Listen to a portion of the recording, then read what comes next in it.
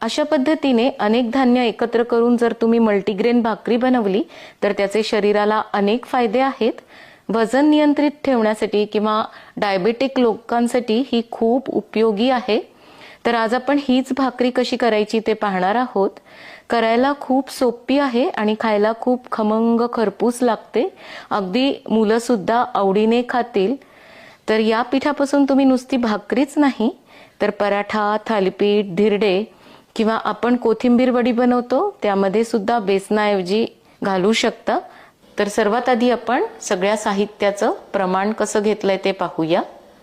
अर्धा किलो ज्वारी, पाव किलो नाचणी, पाव किलो मका घेतलाय, पाव किलो राजगिरा, 125 ग्रॅम हरभऱ्याची डाळ म्हणजेच चना डाळ घेतलीये आणि 125 ग्रॅमच हिरवे मूग घेतले आहेत।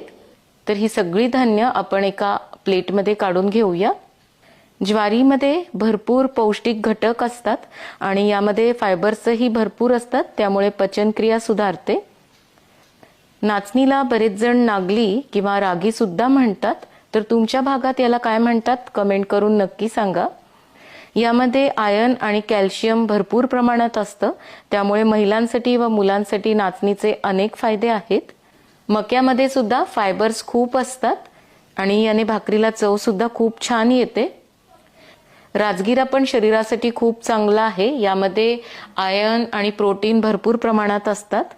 चना डाळीमध्ये सुद्धा प्रोटीन भरपूर असतात आणि यामुळे भाकरी खायला सुद्धा खूप खमंग लागते।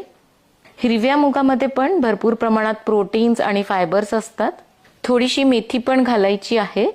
वजन नियंत्रित ठेवण्यासाठी किंवा डायबिटीज लोकांना मेथी खायला सांगतात, तर यामध्ये सुद्धा भरपूर प्रमाणात फायबर्स असतात, पण मेथी आपल्याला थोडीशीच घालायची आहे।